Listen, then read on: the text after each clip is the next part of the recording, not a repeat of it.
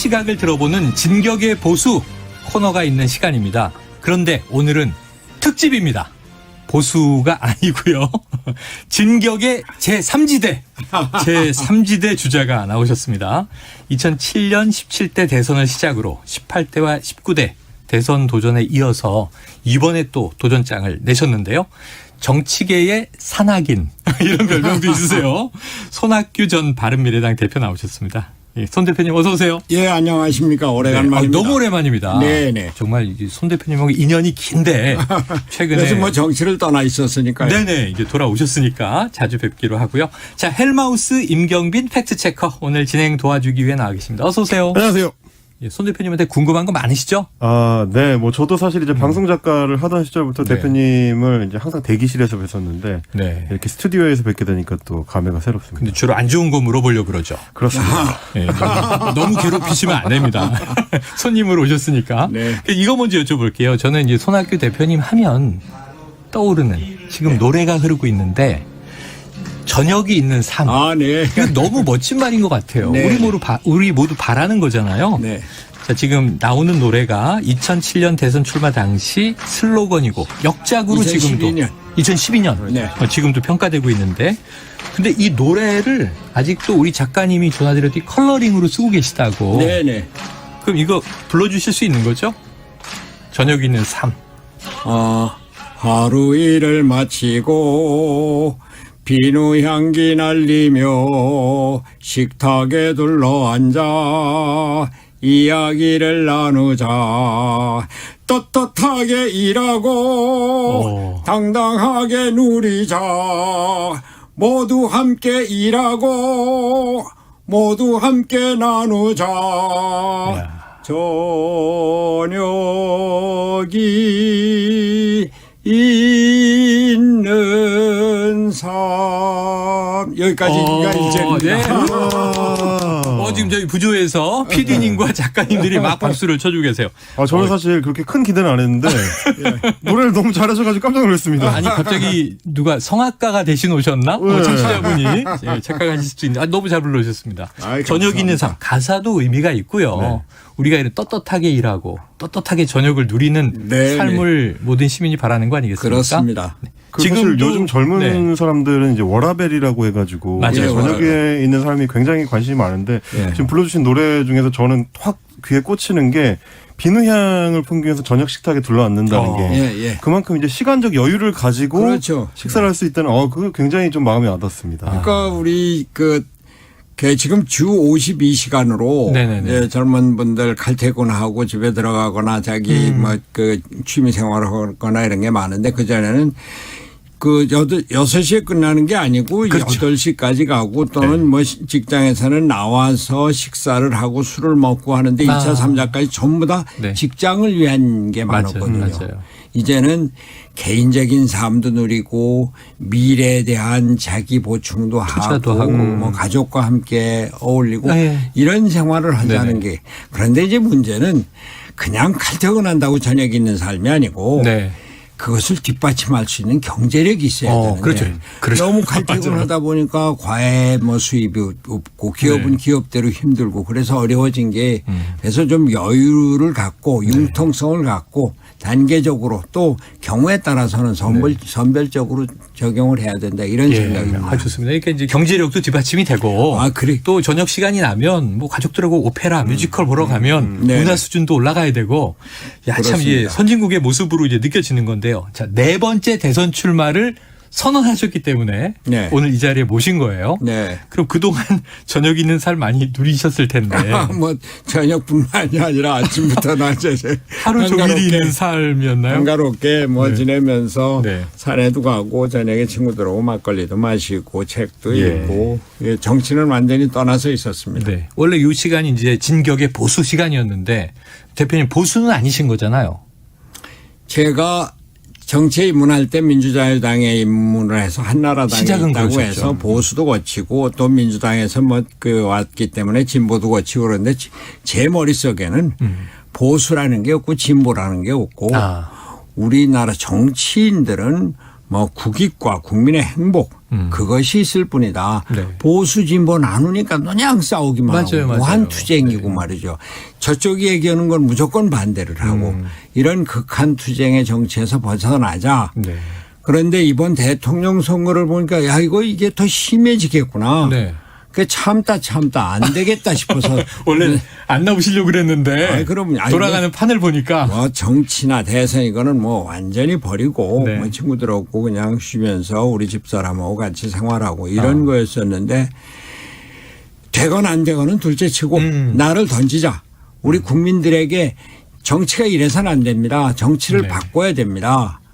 그거를 위해서 나왔습니다. 네. 이제 뭐 중진을 넘어서 원로신데 지금 대선판을 보다가 도저히 못 참겠다.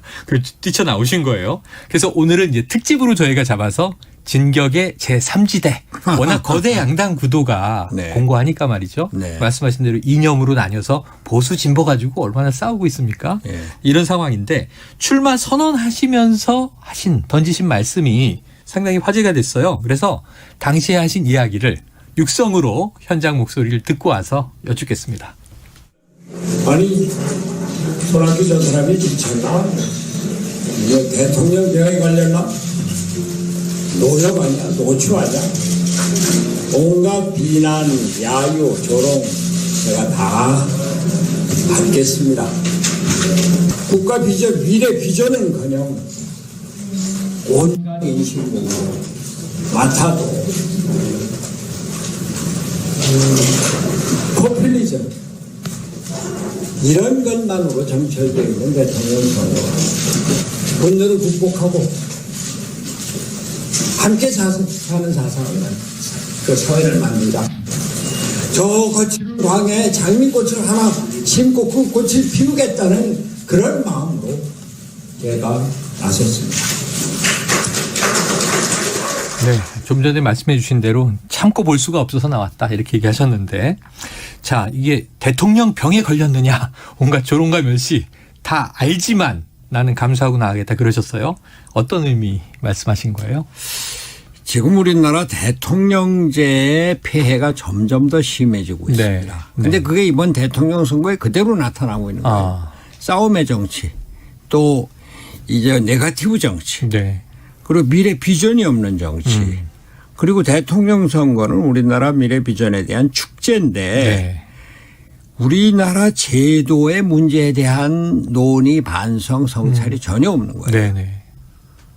그래 아니 이게 대통령 선거 그대로 가면은 다음 대통령은 더 심한 네. 대통령 권력을 행사하게 될 것이고 그러면은 또 감옥 가는 대통령이 될 거고 네. 지금 현재도 전직 대통령이 두 분이 감옥 가 그렇습니다. 있습니다. 네.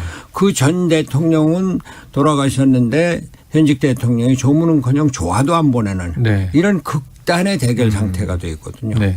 제가 3년 전에 열흘간 단식을 했습니다. 네네. 그게 3년 전이었군요. 3년 전이었습니다. 그때 연동형 비례대표제를 위한 것이었는데 맞습니다. 그게 연동형 비례대표제 그 자체만을 위한 것이 아니라 우리도 이제 대통령의 제도와 양당 제도의 극한 투쟁에서 벗어나서 네. 서로 정당 간에 협의하고 타협하고 합의하는 유럽식의 합제 민주주의를 만들자. 그것을 위해서 의회의 구성을 바꿔야 되겠다. 그런 생각에서 단식을 했거든요. 제가 한 7, 8일 됐을 때 그때는 단식이 언제까지 갈 줄 몰랐을 때 야, 이러다가 내 숨이 끊어질 수도 있겠다. 이런 생각까지 하면서 절실하게 했는데 선거법 협상 과정을 통해서 연동형 비례대표가 준연동형 비례대표제가 네, 되고 맞아요, 그다음 맞아요. 선거 때가 되니까 네. 위상비례정당이라고는 기상천외. 그래갖고서 그게 지금 완전히 없어졌는데 네. 이번 대통령 선거에서 양당 후보들 간의 대통령제 문제점이라든지 네. 개헌이라든지 개쩌도 안 나오고 있어요. 네. 그래서 이건 안 되겠다. 이러다가는 우리나라가 지금 선진국 문턱에 와 있는데 자칫 이게 후퇴할 수 있다. 무너질 수 있다. 이런 생각에서 나온 지금 겁니다. 그 얘기하시니까 3년 기억이 나는 게 아까 왔다 간 최이배 의원이요. 예. 전 의원이 그때 감금당하고 막 그랬잖아요. 그때 제 비서실장을 했었어요. 그랬네요. 네네. 같은 당에 계셨고. 네네. 그래서 이 선거제 개편이 이루어졌는데 근데 다당제를 대표님 붙들자고 말씀하신 했던 것처럼 건데. 지금 이제 비례 위성 정당이라는 이제 꼼수가 등장해서 맞아요. 예. 그것도 이제 거대 양당이 둘 다 해가지고 사실상 예, 예. 이제 뭐 제도를 무화시키는 것 같은 예, 예. 꼴이 돼버렸는. 그러니까 아무리 좋은 제도를 갖춰도 예. 결국에는 그 정치 주체들이 어떻게 행동하느냐에 따라서 또 결과가 달라질 수 그렇습니다. 있고. 또 하나는 제가 지금 좀 우려가 되는 게 이제 네. 대통령대를 끝내는 대통령이 되겠다라고 말씀을 하셨는데 국민 여론을 항상 이제 개헌을 앞에 놓고 조사를 해보면 지금 뭐 2018년에 한국갤럽 조사만 하더라도 4년 중임 대통령제가 좋겠다 이게 46%고 대통령이 외치 총리가 내치를 맞는 분권형 대통령제가 25%. 의원 내각제는 15%밖에 안 됩니다. 잘합니다. 네. 잘합니다. 괜찮을까요? 예. 예, 우리나라가 워낙 조선시대 왕조가 네네. 그대로 1945년 이후 48년 그 정부 수립 그 과정에서 대통령제가 됐는데 네. 그때 처음에는 원래 헌법 안은 내각 책임자였었죠. 네네. 근데 이승만 대통령이 반대를 해서 예. 그래서 이제 대통령제가 됐는데 지금 전 세계 선진국이 된 나라 중에 대통령제를 하는 건 미국하고 한국밖에 없습니다. 아, 그래요. 유럽의 거의 모든 나라가 내각제거나 그 의원십 정도 의회 중심제인데 근데 의회 중심이라는 것이 대통령이 모든 권한을 행사하는 것이 아니라 의회가 권력의 중심이 되고 의회라는 건 정당 간의 구성인데 그렇죠. 정당 간의 협의를 하고 특히 뭐 독일이라든지 오스트리아라든지 뭐 덴마크라든지 다 연립정부를 그 택하고 있거든요. 그러니까 연립정부를 하니까 극한 대결이 될 수 없는 게 연립정부가 상대 당이 작은 당 또는 제2당을 그 연립정부에 참여시키려니까 그 정당의 정강 정책을 받아들이는 겁니다. 그러니까 극한 대결이 없는 거거든요. 우리나라처럼 이렇게 싸움의 정치, 무한 대결의 정치가 될 수밖에 없는 건 대통령 되면 모든 걸 갖고 안 되면 하나도 못 갖고. 승자 독식. 그러니까 정권 그 쟁취가 모든 정치에 더 치열해져 수밖에 있다. 없는. 아이고 이해가 됩니다. 그 대화와 타협이 필요하다 이런 말씀이신데 그런데 너무 손 대표님이니까 너무 궁금한 게 있죠. 저의 이 시간이 왔습니다. 손 대표님 하면 이제 징크스고요. 제가 사실은 이제 뭐 정치인분들을 모시고 방송을 많이 했었지만 네. 한국 정치인 중에서 고유의 자기 캐릭터를 가지게 되는 행운이라는 게 사실 아무한테나 가는 건 아니거든요. 행운 맞아요? 행운 맞아? 이건 실제로 행운이 많습니다. 네. 왜냐하면 한 회기에 국회의원 300명이 있지만 네. 그 많은 국회의원 중에서 누가 인터넷 공간에서 손학규라는 캐릭터가 이게 공고하게 서 있듯이 자기 캐릭터를 구축을 하겠습니까? 네. 이렇게 지금 기름칠 한번 한다며요. 자, 소위 말해서 이제 또 재밌는 얘기로는 이제 짓궂은 얘기로는 만덕산의 저주라고 합니다. 잘 아실 겁니다, 대표님. 뭐 이 질문 많이 받아보셨을 텐데 우리 청취자분들을 위해서 설명을 좀 해드리자면 면전에서 대놓고 이런 얘기하는 거 처음 보네요, 제가. 네. 손학규가 움직이면 무조건 그보다 더 큰 일이 일어나서 이제 이슈를 덮어버린다라는 징크스입니다. 징크스. 2016년 10월에 2년간의 칩거를 마치시고 만덕산에서 하산을 하실 때 맞아요. 최순실 태블릿 PC 보도가 있었습니다. 아 그때구나. 그리고 이제 사실 멀리 거슬러 올라가면 2006년 10월을 꼽는 분들이 있는데 10월입니다. 100일 동안의 민심 대장정을 하셨습니다. 굉장히 맞아요. 큰 화제를 뿌렸었고 그때 저도 이제 좋아했었던 트위터 계정 중에 손학규의 대모험이라는 계정이 생겨가지고 예. 굉장히 인기를 끌었어요. 끝나는 날인데 북한의 1차 핵실험이 터집니다. 아 그때구나. 2007년 3월에 한나라당 탈당했을 때는 한미 FTA 체결. 2017년 2월에 국민의당에 입당하실 때는 이재용 삼성전자 부회장 구속. 이렇게 공교로운 일들이 자꾸 겹치다 보니까 이번 대선 출마 선언을 하실 때도 혹시나 하는 기대를 가졌던 분들 굉장히 많았거든요. 무슨 큰일이 터질 것이다. 얼마나 큰일이 터지려고 하는 걸까. 근데 막상 별게 없는 바람에 오히려 저 같은 사람들은 약간 실망을 했습니다. 이게 손 대표님의 혹시 영향력이 축소된 영향인가? 네. 약간 이런 느낌을 받았는데 요 어떤 그 온라인 안에서의 그 재미 어떻게 좀 보세요? 어떻게 보세요? 징크스. 다들 손학규 그거 아까운데. 네네네. 흔히들 뭐 저평가된 우량주인데. 그런 얘기 많이 있죠. 저 사람이 잘 하려고 그러는데 왜 뭐 자꾸 뭐가 터지지. 그래서만 들어진 이야기인데 뭐 결정적인 건 역시 2006년에 민심대장정 맞추고 돌아오는 그 시각에 북한의 제1차 핵실험이 터졌거든요. 컸죠. 그때 민심대장정 마치고 온다고 그래서 많은 언론들이 서울역 앞에서 저를 기다리고 뭐 한 1000여 명이 운집해 있었는데 그날 저녁에 언론에 하나도 안 났어요. 그렇죠. 그때가 막 탄광도 들어가시고 그러잖아요. 뒤로 뭐 지금 말씀하시는 뭐 그런 일들이 벌어졌는데 저는 그거를 손학규에 대한 뭐 하늘이 내리는 경고다. 예. 또 그 정도 했다고 해서 뭐 국민들이 다 쉽게 받아들이는 게 아니다. 더 단련을 해라. 이런 계시로 받아들이고 있습니다. 계시로 받아들인다. 자, 손학규 대표님의 오늘 시사본부 출연과 어제 제주 지진은 아무 관계가 없음을 제가 밝혀둡니다. 네, 아무 관계가 없고요. 그냥 출마 선언 하셨어요. 네 번째로 그 메시지.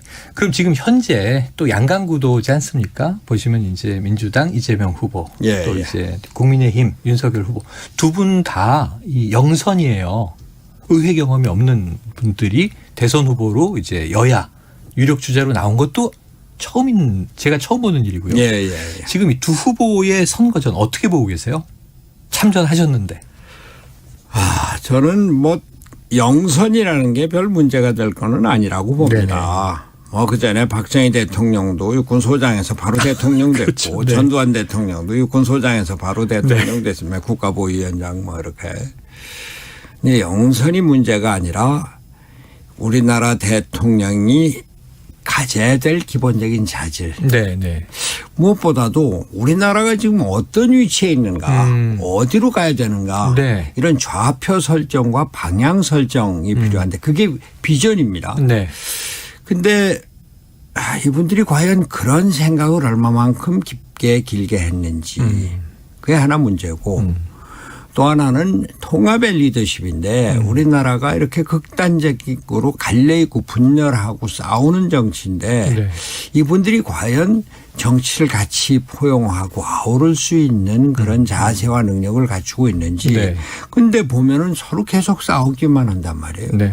아니 뭐 심지어는 내가 대통령 되면 당신은 감옥 가 이런 그런 그 뜻을 내포하는 그런 발언들을 서슴지 않게 하고 계시고 그리고 더 이제 제가 이번에 직접 나오게 된 계기가 됐는데 우리나라 정치 제도가 바뀌지 않으면 통합의 정치가 되지 않고 네. 화합의 정치, 연합의 정치가 되지 않으면은 우리는 지금 선진국 문턱에 막 올라와 있는데 네. 10대 경제대국이 되고 그 3만 불을 넘고 있고 그런데 그리고 과학기술혁명 제4차 산업혁명의 시대에 들어있거든요. 뭐 반도체다 배터리다 뭐 세계 네. 1등입니다. 그렇죠. 그런데 미중 대결로 대만이다 신장이다 이런 데서 자칫 전쟁이 터질지 네. 모르는 네. 그리고 쿼드다 뭐 이렇게 해서 안보 협력 체제도 생기죠. 안보가 아주 심각한 위기에 닥치면서 그것이 경제 전쟁으로 반도체 패권 전쟁으로 이렇게 그 나아가고 있는데 이거를 국제적인 흐름을 제대로 보고 네. 이걸 제대로 아우를 수 있는 이런 능력을 갖추려면은 지금과 같은 대결의 정치는 안 된다. 우리 정치 제도를 바꿔야 된다. 이런 소위 그 개헌과 네. 정치 제도 구조 그 개편에 대한 민주주의 리더십을 갖고 있어야 되거든요. 근데 이 두 분들이 과연 제대로 된 민주주의 리더십을 갖고 있는지 뭐 그런 것들이 걱정이 됩니다. 네. 중요한 대목을 지금 짚어주셨어요. 이게 이제 현재 대통령이 가져야 할 리더십의 핵심적인 요소들을 쭉 말씀해 주셨습니다. 자, 여러 가지 있는데 지금 뭐 그동안 바른정당, 바른미래당 거치면서 이준석 대표하고요. 지금 이제 이 거대 야당의 30대 당대표가 돼 있습니다.